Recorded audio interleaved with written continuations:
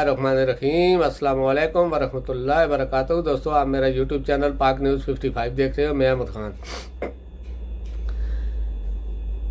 कल का पहली बार मैं परेशान हुआ हूँ। परेशान क्यों हुआ हूँ कि मुझे नज़र आ रहा है कि क्या गलत हो रहा है, और आपको भी नज़र आ रहा होगा, क्योंकि मुझसे तो ज़्यादा लोग पाकिस्तान को समझते हैं। मैं शायद थोड़ा समझता हूँ, लेकिन मुझसे ज़्यादा लोग समझते हैं। और मैं आज सिर्फ 2 सवाल करूँगा अपने उन ताकतवर अदारों से। आप अगर उनमें से कोई आदमी मुझे उसका जवाब दे देगा तो उसका शुक्रिया है, वरना वही खामोशी, कोई फ़ायदा नहीं। सवाल ये है कि हमें ये बता दिया जाए कि सारे ताकतवर अदारों में सब फरिश्ते बैठे हुए हैं। क्या वो जितने लोग भी हैं जिसके हाथ में ताकत है वो फरिश्ता है? उससे गलती कोई नहीं होती, या वो गलती करके नहीं आया? और दूसरे नंबर पे, यानी कि जो कुछ आप पहले कहते रहे हैं वो सच है, या जो कुछ आज आप कह रहे हैं वो सच है? इन 2 बातों के जवाब अगर हमारे कोई ताकतवर अदारा भी है उसके पास है तो प्लीज़ हमें बता दें कि जो लोग पहले जो कुछ कहते रहे हैं वो गलत था, या जो कुछ आज कह रहे हैं वो गलत है। या तो पहले वाला गलत है या आज वाला गलत है। और दूसरा ये सवाल तो बहुत लाजमी है ना कि हमें बता दिया जाए कि ताकतवर अदारों में सब फरिश्ते हैं। कोई आदमी उनमें आम इंसान की तरह नहीं है, फरिश्ते हैं बिल्कुल पाक साफ। और हर आदमी 100% अपने मुल्क की मोहब्बत में सरशार है। मैं पूरे अदारों की बात कर रहा हूँ, किसी एक अदारे की नहीं। लेकिन उस अदारे से भी आके एक दरख्वास्त ज़रूर करूँगा। लेकिन पहले मैं सब अदारों से बस यही पूछ रहा हूँ कि आप हमें बता दें, प्लीज़ क्लियर कर दें कि सब फरिश्ते हैं, और जो कुछ हमारे ताकतवर अदारे आज से कुछ अर्सा पहले तक कहते रहे हैं वो ठीक है, या जो कुछ आज कह रहे हैं वो ठीक है। बहुत बड़े बड़े नुकसानात हुए पाकिस्तान में, इतने बड़े बड़े नुकसानात हुए कि आधा पाकिस्तान टूट गया। लेकिन इस तरह का काम नहीं हुआ जिस तरह का अभी हो रहा है। एक घर जिसको अभी आप कह रहे हो कि जिना हाउस है, अगर वो जिना हाउस है तो फिर उसको कोर कमांडर का घर किस तरह डिक्लेयर किया गया है? अगर वो कोर कमांडर का घर है तो फिर वो जिना हाउस क्यों डिक्लेयर है? और अगर जिना हाउस है तो उसका जो रेंट है वो किधर जा रहा है, या उसका किराया किसको मिल रहा है? अगर कोर कमांडर हाउस है तो फिर उसको जिना हाउस क्यों करार दिया जा रहा है? दूसरा, कुछ और ऐसी जगह, या एक जो शेर खान का मुजस्समा है, मैं इस चीज़ को तस्लीम करता हूँ कि ये बहुत गलत हुआ। इतना गलत हुआ कि ऐसा होना ही नहीं चाहिए था। ख़ास करके आम कारकुन को, फौजी जो एरियाज़ हैं या फौजियों, क्योंकि फ़ौज हमारी इज़्ज़त है, फ़ौज हमारी रिस्पेक्ट है, फ़ौज हमारा दफा है, फ़ौज हमारा गरूर है, उसके किसी एरिया में जाना ही नहीं चाहिए। हम जब मुल्ला ऐसा कहता था, या ये दूसरे मरियम वगैरह नवाज शरीफ ऐसा कहते थे, या जरदारी ईंट से ईंट बजाता था, तो हम उसके ख़िलाफ़ सोशल मीडिया पर आ जाते थे और मुकाबला करते थे। फिर अगर तरीके इंसाफ पे ये इल्ज़ाम आए तो ज़रूरी है कि इसकी मुखालफत की जाए, इसकी मजम्मत की जाए कि ये गलत हुआ। लेकिन हम कहते हैं ये गलत हुआ, लेकिन क्या ये साबित हो गया कि वो तरीके इंसाफ के कारकुनों ने किया था? क्या ये चीज़ हर जगह प्रूफ हो गई कि वो कट्टर तरीके इंसाफ के कारकुन थे, किसी और जमात से नहीं थे, या कुछ और उनमें एलिमेंट नहीं थे? अगर ये साबित हो गया है तो हम कहते हैं उनको कड़ी से कड़ी सज़ा दी जाए, क्योंकि हर जगह पे CCTV कैमरे लगे हुए हैं। और फिर जो ख़ास करके जो लाहौर में हुआ कोर कमांडर हाउस के घर में, वो तो सामने नज़र आ रहा है कि सारा कुछ एक ड्रामा था। लेकिन फिर भी हम मानते हैं कि आपने जो कहा वो ठीक है, आप जो कह रहे हैं वो ठीक है। ठीक है, उन लोगों को पकड़े, ऐसी सज़ा दें कि रहती दुनिया तक याद रहे। लेकिन सज़ा और जज़ा का ये मतलब नहीं है कि आप पूरी एक यानी कि 84% पार्टी को ही इसमें इन्वॉल्व कर दें। हर कारकुन अपने लीडर के लिए जज्बाती होता है।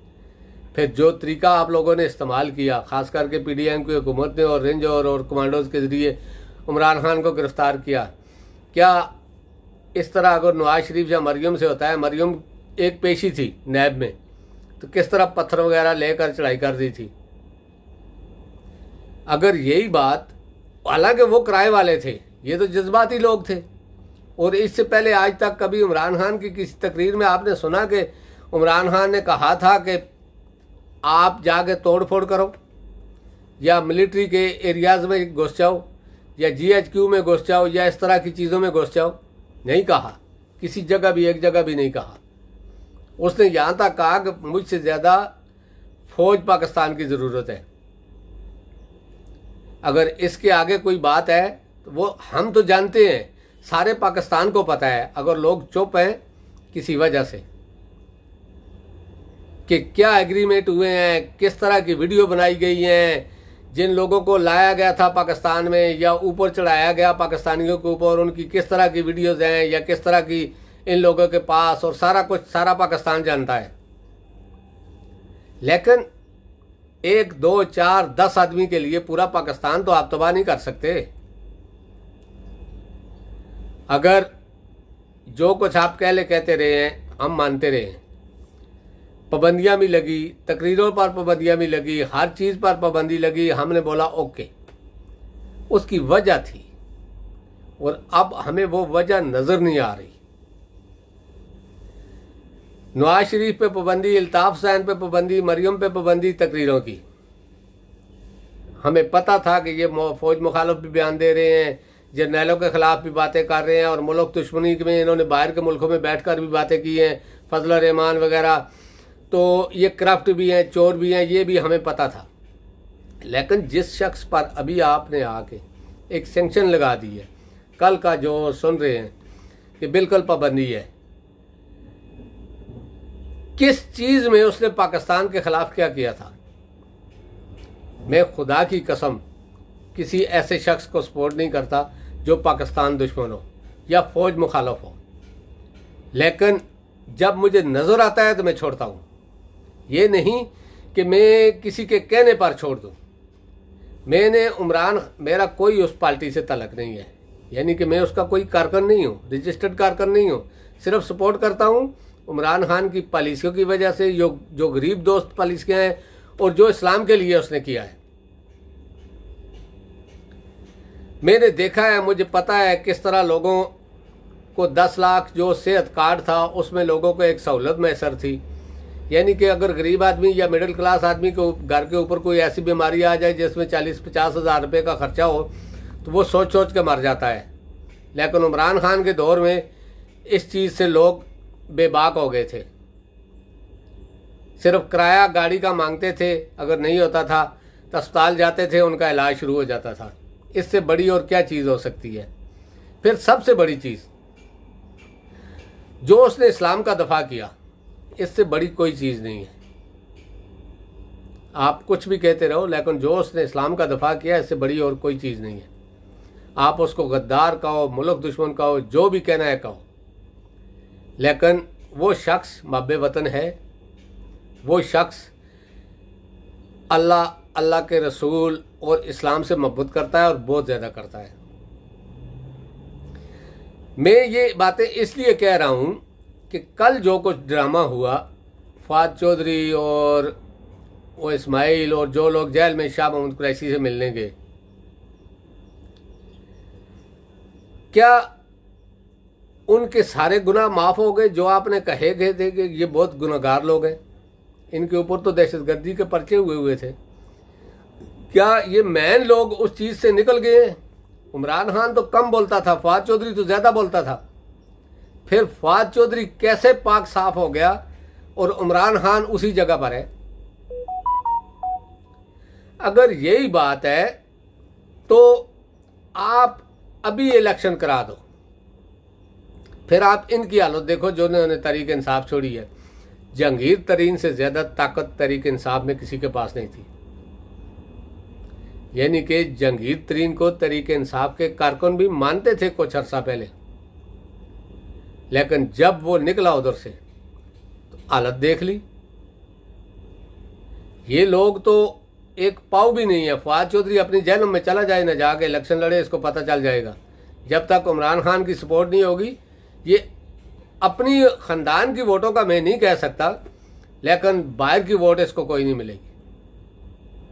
यही चीज़ मैं दूसरों के बारे में भी कह रहा हूँ, क्योंकि एक नज़रिया, एक मोहब्बत, एक जज्बा हर आदमी के दिल में होता है अपने लीडर के लिए, और फिर लीडर भी ऐसा हो कि जिसके ऊपर आज तक कोई करप्शन का केस ना हो।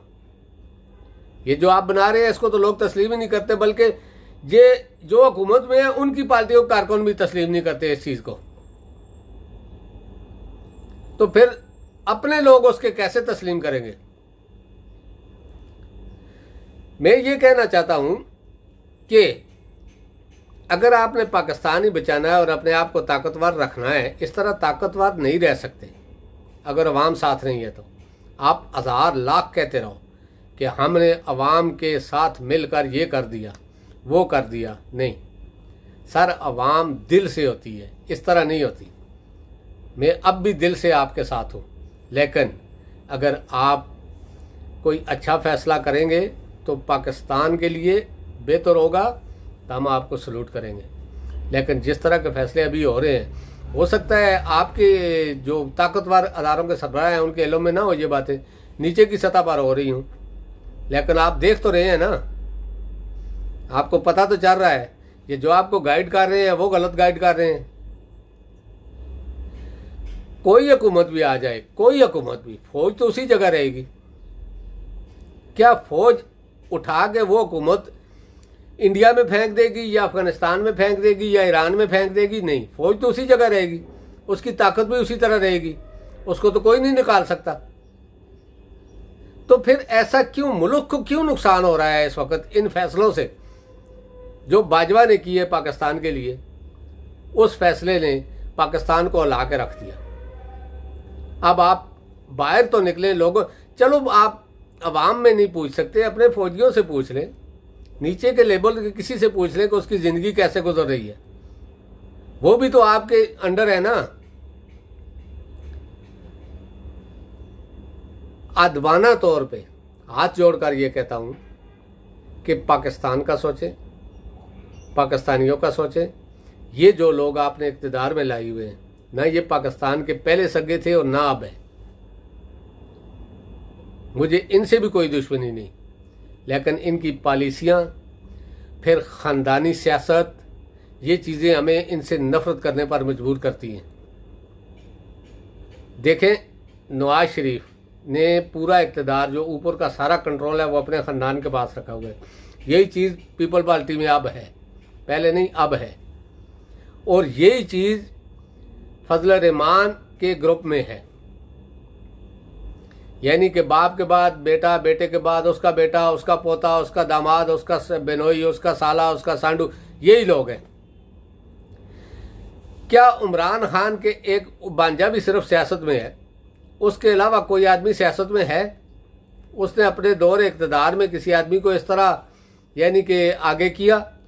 कोई ताकतवर पोस्ट उसको दी? अगर नहीं दी सर, तो वो सोच लें कि वो आदमी अपने लिए नहीं पाकिस्तान के लिए सोच रहा है। हो सकता है मैं गलत हूँ, क्योंकि आपके पास मालूमात भी बहुत ज़्यादा है, सारी चीज़ ज़्यादा है, लेकिन जो कुछ हो रहा है उससे नज़र यही आ रहा है कि एक इमरान खान को हटाने के लिए पूरा पाकिस्तान दांव पर लगाया जा रहा है। पूरे पाकिस्तान को तबाह करके रख दिया गया है, गरीब को पीस के रख दिया गया है।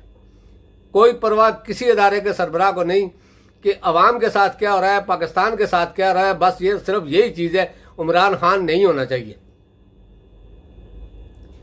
जितना प्रेशर, दबाव या पाबंदियां इस वक्त हैं, ख़ास करके मीडिया और दूसरे लोगों की बात करने पे, तारीख के किसी दौर में किसी मुल्क पर नहीं हुई।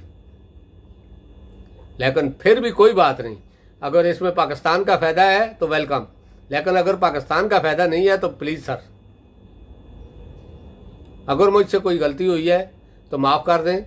अल्लाह पाक पूरे पाकिस्तान को अपनी हिफ्ज़ ईमान में रखे, चाहे उसमें कोई अदारा है या कोई भी है जो पाकिस्तान से मोहब्बत करता है, उसके लिए मेरा सलूट।